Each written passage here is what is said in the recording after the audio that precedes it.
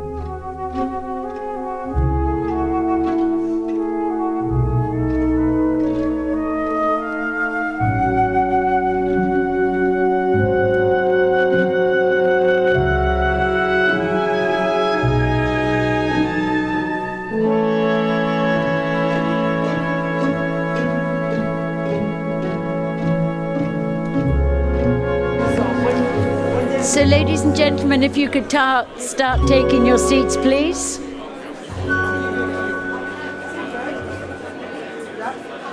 The ceremony will start in a few minutes.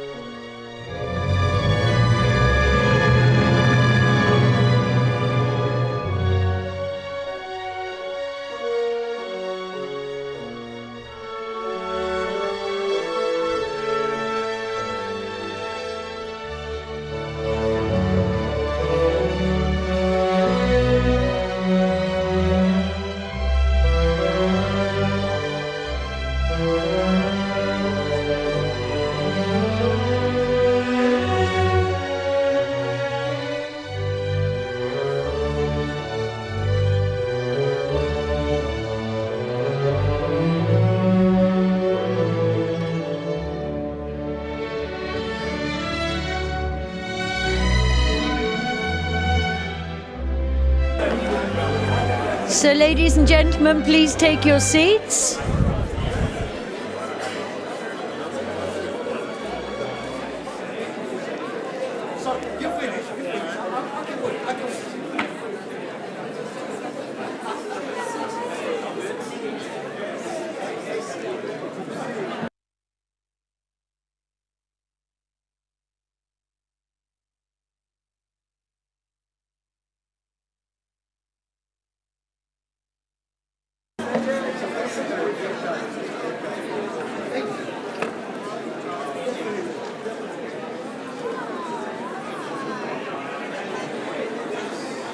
So please take your seats. The ceremony will start in a few minutes.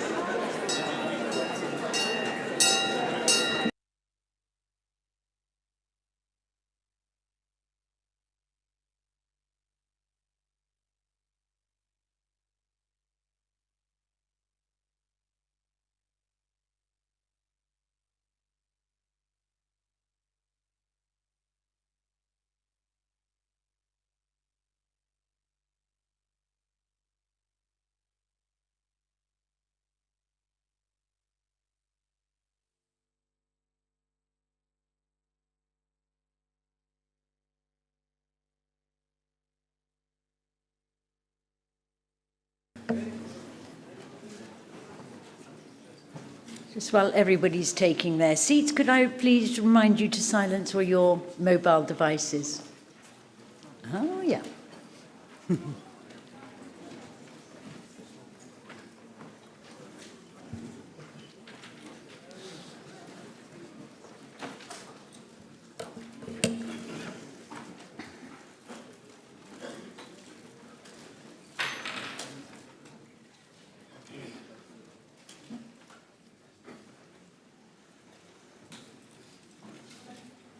Excellencies, distinguished guests, ladies and gentlemen, welcome to the 2025 IMO Awards Ceremony.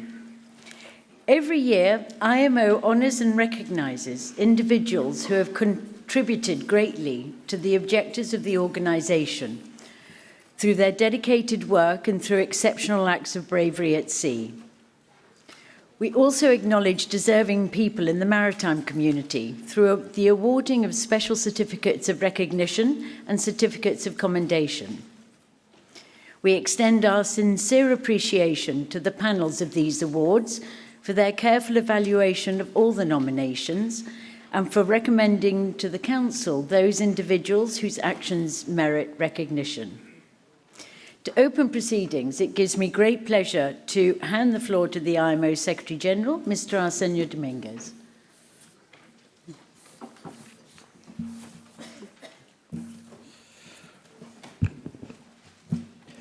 Excellencies, distinguished guests, ladies and gentlemen, good evening and welcome to the 2025 IMO Awards Ceremony. Tonight, we come together to celebrate and honor individuals who have made a significant contribution to the maritime community. We will start with the International Maritime Prize, which since 1981 has been awarded to individuals whose work has had a great impact on achieving IMO's missions of safeguarding life at sea and protecting the marine environment. We will then move to the IMO Awards for Exceptional Bravery at Sea, which recognizes individuals who have risked everything to save others' lives or protect the precious marine environment. The bravery serves as a reminder of the extraordinary resilience and strength of the human spirit in the face of the most challenging circumstances.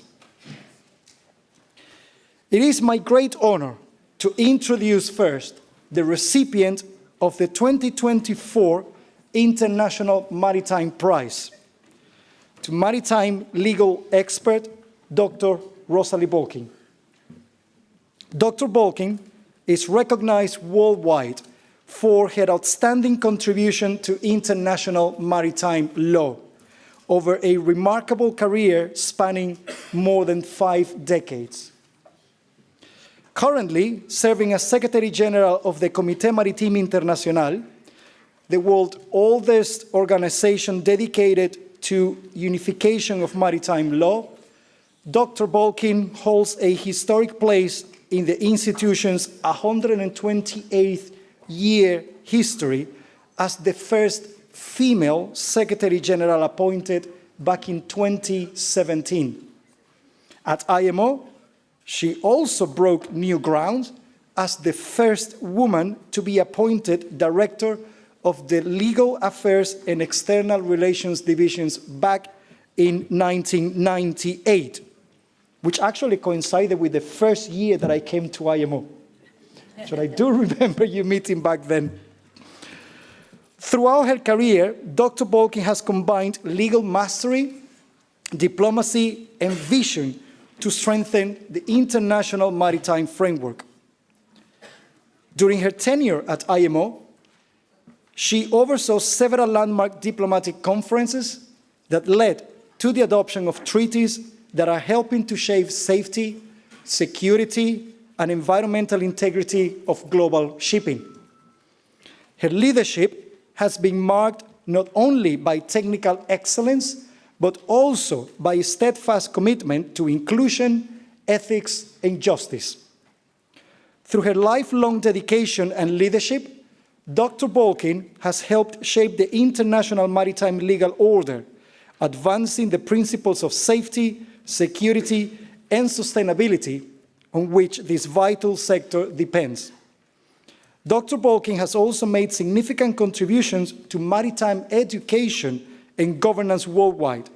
She has served twice on the Board of Governors of the World Maritime University, where she continues to guide ethical practice as ethics officers to the president of the university.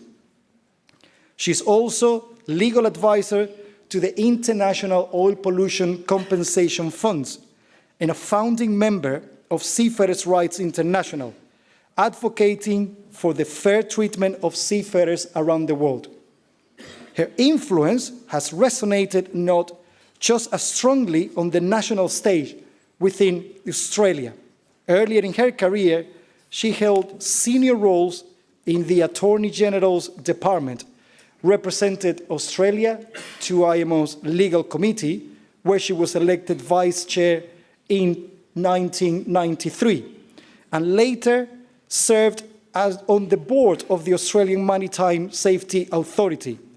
In recognition of her lifetime of service, she was appointed an Officer of the Order of Australia in 2018. Dr. Balkin's life's work reflects an exceptional combination of excellence, integrity, and a fair commitment to advancing the global maritime community. Please join me in extending our heartfelt congratulations and warmest applause to Dr. Rosalie Balkin, recipient of the International Maritime Prize for 2024.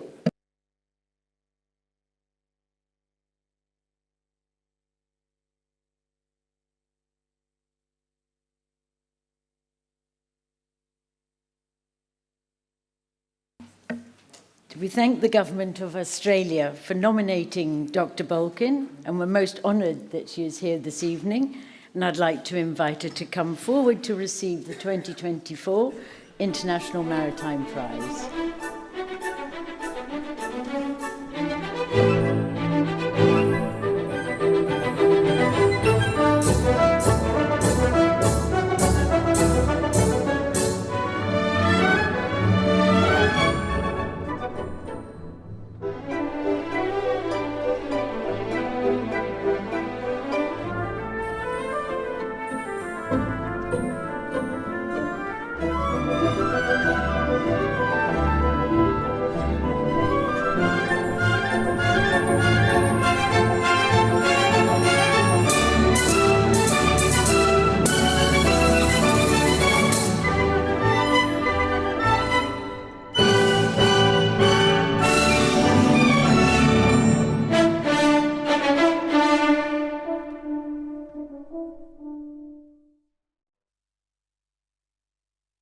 I'm absolutely ready for you. Thank you.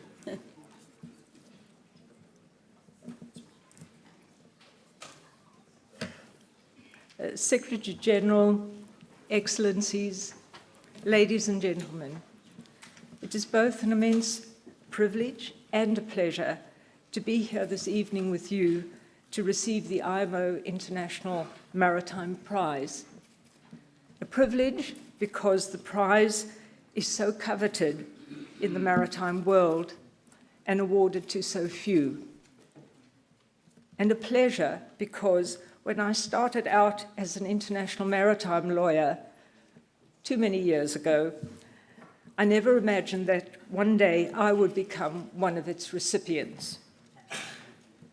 Since its inception in 1948 as a specialized agency of the United Nations with a mandate to promote the safety of shipping, the IMO has gone from strength to strength, as I'm sure you will all agree. From a slow start, with many states understandably wary of this new agency with its potential to interfere in matters that they considered to be their exclusive domestic domain, IMO has happily gained increasing international support, as demonstrated by the sheer number of delegates present here this week, ready to discuss IMO's achievements and to set its course for the coming year. Over the period 1988 to 2013, when I was Director of the Legal Affairs and External Relations Division, I was most fortunate to have played a role in the development of a growing number of IMO international treaty instruments, especially those of the Legal and External Relations Division. The sheer number of these treaties that were being adopted by the organization, and that's across the board, however, caused a discernible, albeit understandable reaction, especially on the part of IMO member states with smaller administrations, who advocated for the organization not to continue on this path. They simply, with too much regulation coming out of the organization at the time. This did not, however, mean that IMO did not continue to thrive. More states joined the organization, and the continuing needs of the international maritime and shipping community ensured that IMO continued to work, albeit in different ways, to develop standards and guidance and thus remain relevant. This is demonstrated inter alia by the thriving of IMO's sister and allied international organizations, in which I was most happily invited to play a small role following my retirement from IMO in December 2013. One such organization was the IOPC funds, which were, of course, created, as you know, by the IMO treaties. As oil tankers grew larger and larger, oil pollution incidents involving shipping continued to happen, and claims for compensation increased exponentially, leading the funds to adapt their work to the needs of the international community, and in so doing, to seek the advice of maritime lawyers, of which, again, happily, I was one. The World Maritime University and IMLI, also created by IMO, have gone from strength to strength, as indicated by their growing curriculums and student numbers. IMLI, for instance, was commissioned by the Nippon Foundation to write a 3-volume work on global ocean governance, essentially about the role of international organizations and their ongoing efforts to ensure that shipping remains safe and secure and our oceans remain clean. I, in turn, was approached by the then IMLI director, Professor Attard, to take charge of the volume dedicated to IMO and the regulation of international shipping.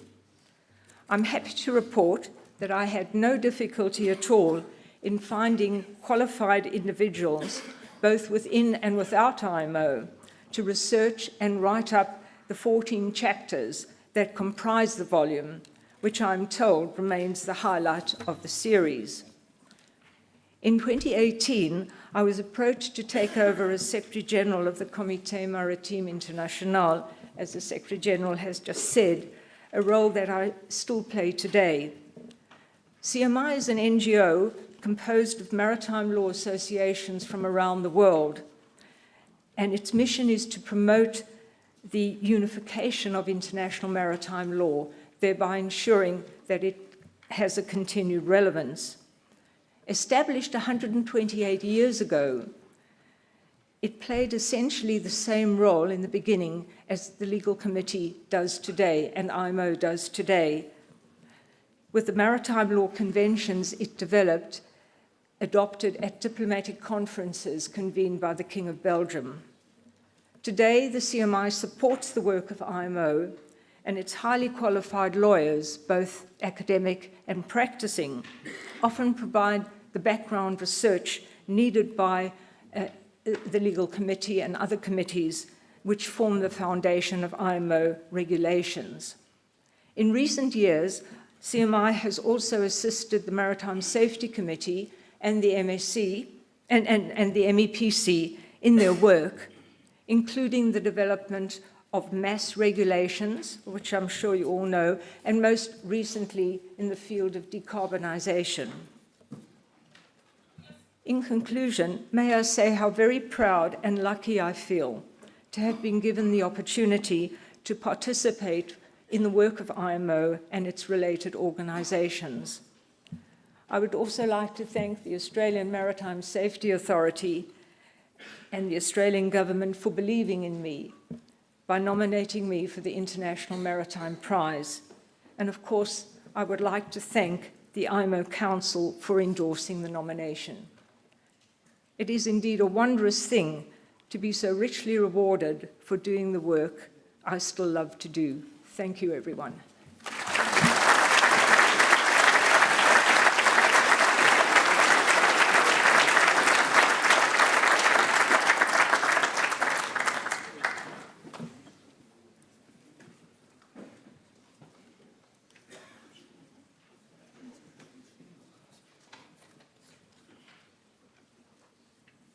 Thank you, Dr. Bolkin, and our deepest congratulations to you.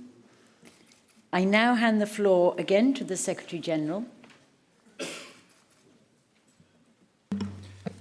Thank you very much. Before we proceed to the next award, I wish to draw your attention to the humanitarian tragedy of lives lost at sea through unsafe mixed migration.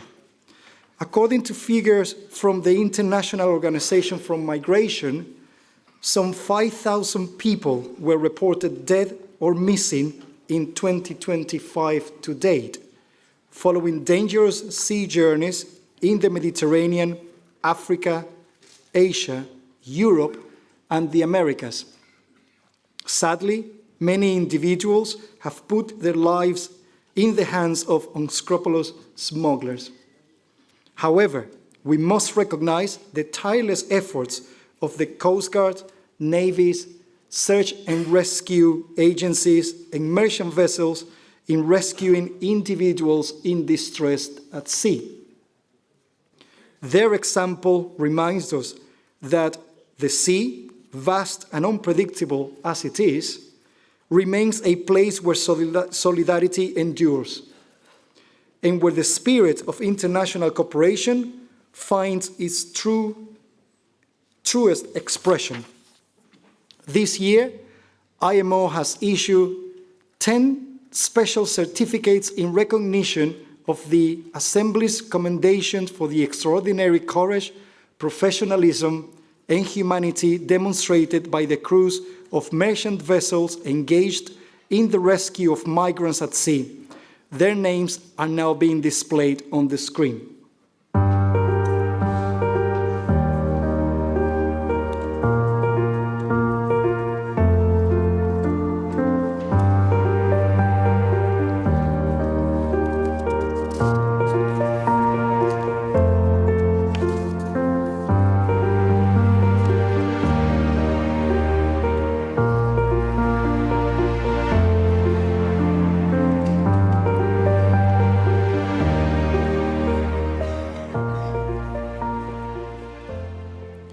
I extend my sincere gratitude to the member states and organizations that have shared information about these exceptional rescues, and I encouraged all members and observers to continue informing us of such vital acts of solidarity.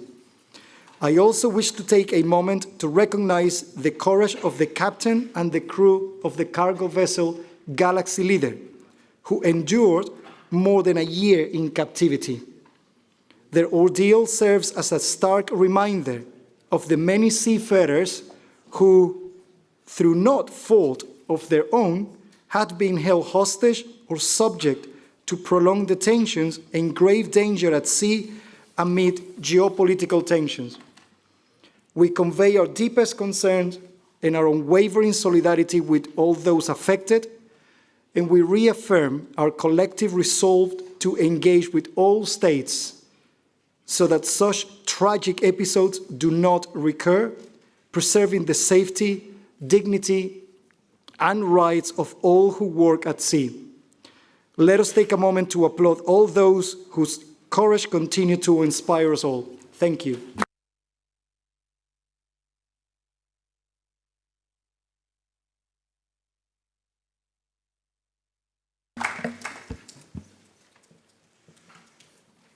Ladies and gentlemen, we now move to the 2025 Honours for Exceptional Bravery at Sea. Each year, the IMO Council recognises individuals who, putting their own lives at risk, demonstrate extraordinary courage in rescuing persons in distress at sea or in preventing severe pollution of the marine environment.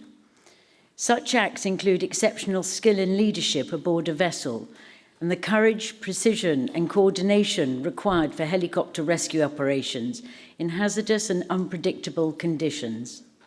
In every instance, these actions represent the highest standards of seamanship and selfless service. We would like to thank the Government of Spain for their generous donation of the silver medallion, which will be presented to the award recipient. There are 3 categories of honour: letters of commendation, acknowledging nominees whose courageous actions deserve recognition.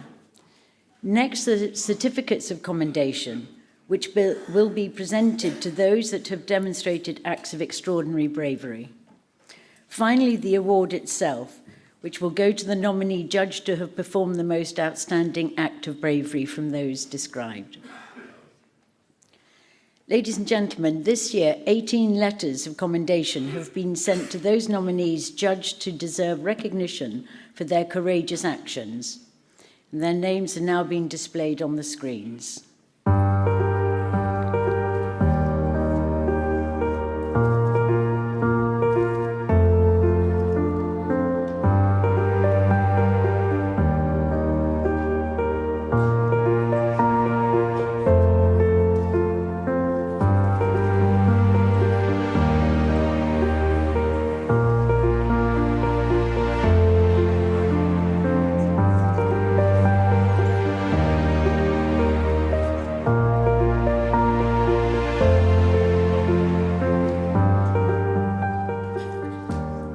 We'd like to thank all member states and organisations for their nominations.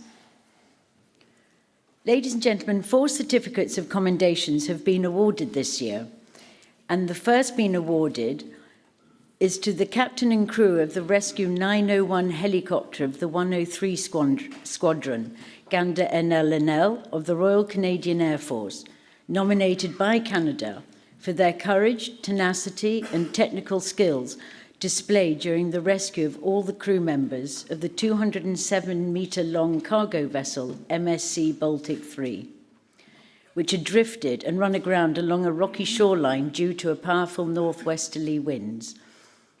Disabled and with a partially collapsed bridge, the rescue team took over an hour to successfully hoist the 20 crew members, 4 with injuries, to safety.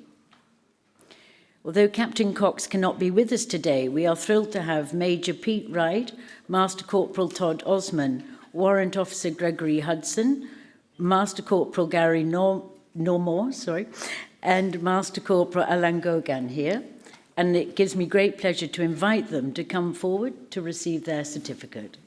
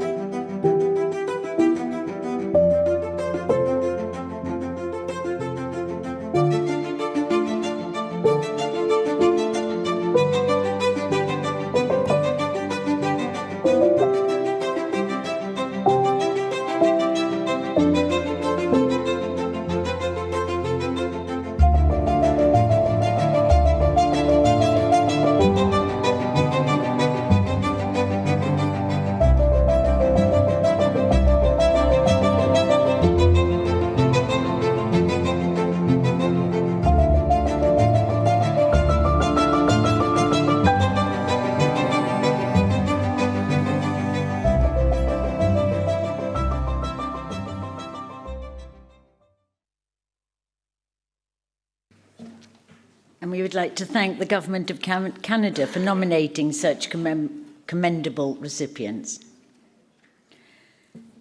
Ladies and gentlemen, the next certificate is awarded to Captain Floris Dimitrios and the crew of the tug supply vessel, the Aegeon Pelagos, nominated by Greece for their exceptional bravery and exemplary seamanship skills in the salvage operation of the MT Sunion, thus averting a catastrophic environmental disaster. The MT Sunion was sailing in the Red Sea, carrying thousands of tons of heavy crude oil and other fuel, when it was struck by 3 uncrewed aerial devices and lost engine power. The crew evacuated, and after a second attack, the ship's bridge was destroyed, and further explosions caused extensive damage to the vessel, as well as multiple fires. Under extreme heat and hazardous conditions, and at the risk of their own lives, the crew of the Aegeon Pelagos boarded the abandoned vessel, managing to extinguish all the fires and ensured that the cargo was maintained in an inert state. And I'm pleased to announce that Captain Floris is here with us this evening, and I would like to invite him to come forward to receive his certificate.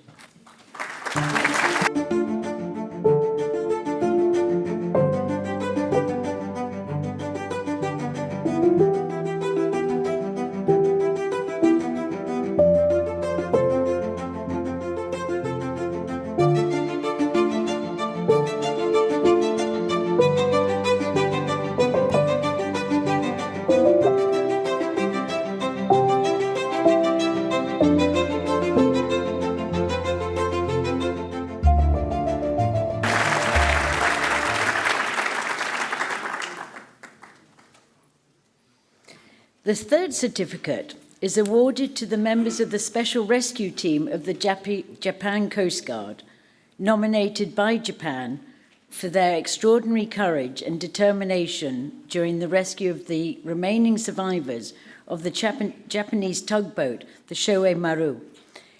It was whilst towing a barge, the tugboat caught fire and capsized following a collision with a cargo boat ship. Divers from the Kobe Coast Guard found and rescued the captain of the tugboat, who later sadly died. The team carried on their search in the upturned vessel while securing an evacuation route amid poor visibility caused by drifting fuel oil and scattered debris, until the final crew member was found at the limit of his endurance and he was brought to safety. And I'm pleased to invite Lieutenant Kento Noda, leader of the Special Rescue Team with the Japanese Coast Guard, to come forward to receive his certificate.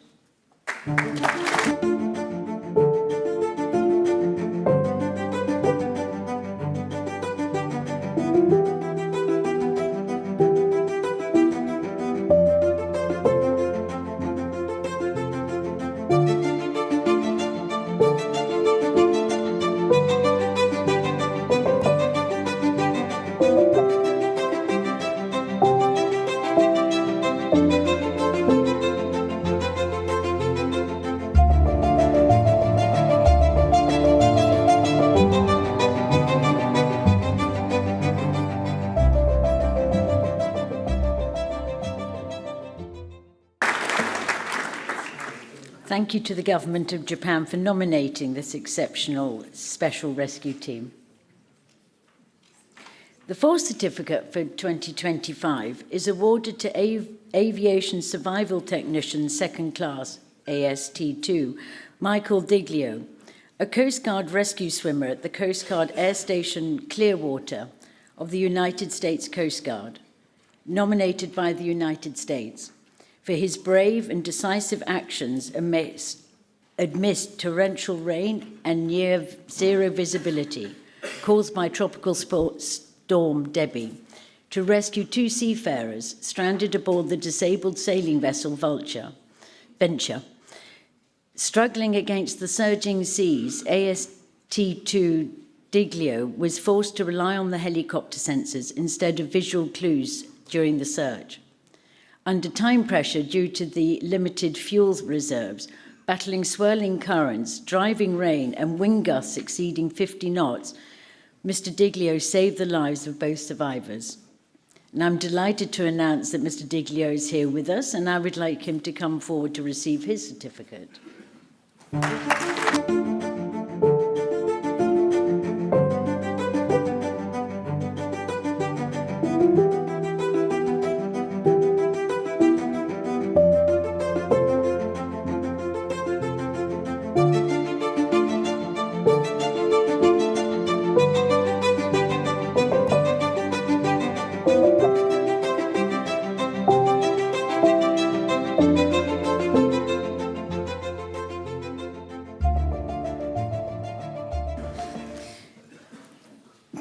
We wish to thank the government of the United States for nominating such a courageous and worthy candidate.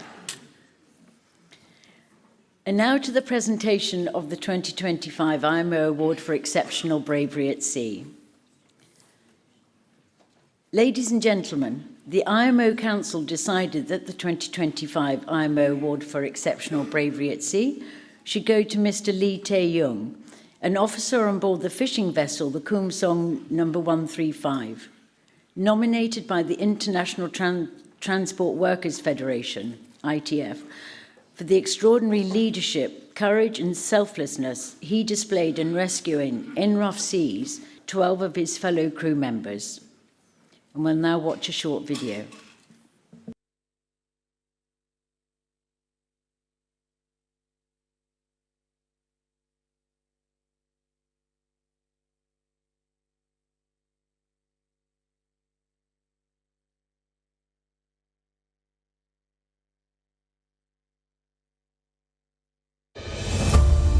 After unloading its catch in the early hours of 8th of November 2024, fishing vessel Kum Song number 135 rapidly listed and capsized.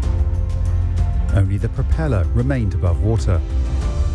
Lee Tae-young, officer on board, did not hesitate to rescue the 12 crew members desperately holding on to the propeller. As I gazed into the terrified eyes of the crew aboard the sinking vessel, I sensed that someone had to keep their wits about them. In that instant, my body moved instinctively, my actions preceding my thoughts. I acted on the belief, ingrained from my days as a scuba diving instructor, that cool headedness saves lives. Throughout the entire operation, Mr. Lee played a key role in the rescue.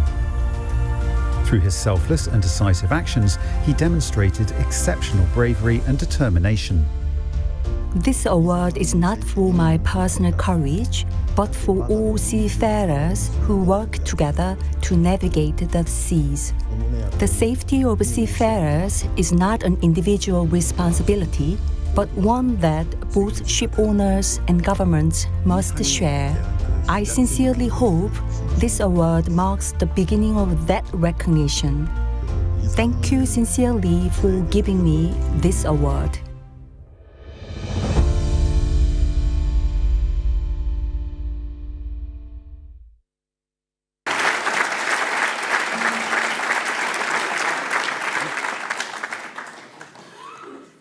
Ladies and gentlemen, we would like to thank ITF for nominating such a worthy candidate. Mr. Lee Tae-young was due to join us this evening to receive his award, but very sadly he recently had an accident while on board a vessel and remains in hospital. Therefore, I wish to invite Ms. Lydia Farad, the ITF accredited representative to IMO, to come forward to receive the certificate and medal on his behalf.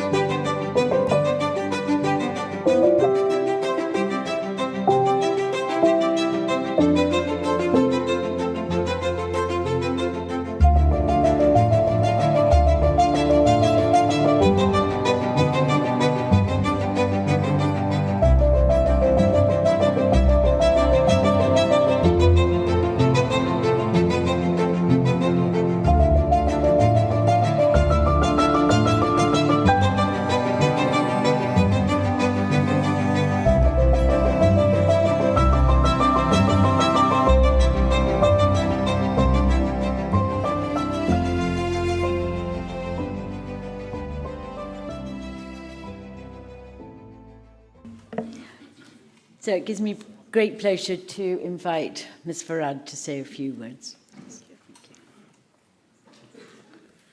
Thank you, Tamara, for that. Distinguished guests, dear colleague, good evening. It's really an honor to be here and represent Officer Lee Tae-young, who is unfortunately not with us today for several reasons. But he asked me to convey his deepest gratitude for this recognition. Being myself a seafarer a former seafarer, and now representing the seafarers in this room, I can only recognize and truly understand the courage, presence of mind, sacrifice required in this kind of moment that we call the exceptional bravery, but also the tolls it takes. Mr. Lee's actions reflect not only his strong responsibility and humanity, but actually the whole community, selfness, professionalism, and unwavering commitment to save the life of each other at sea.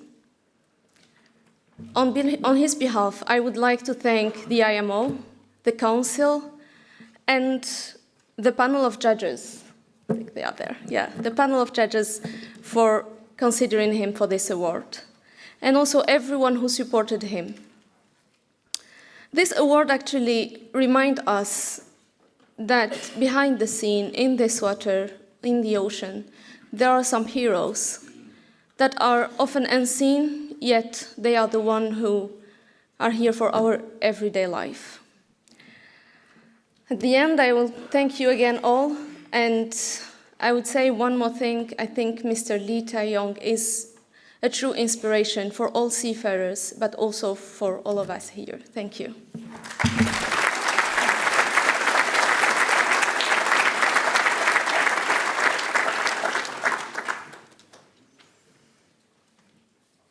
Ladies and gentlemen, this concludes the ceremony for the presentation of this year's IMO Awards, and I wish to offer our warm and sincere congratulations to all the worthy recipients and express appreciation to the nominating governments and organisations.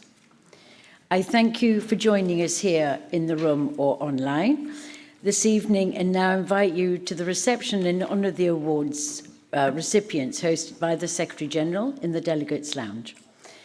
Having said that, may I request any members of the press who wish to interview the winners to please remain in the room.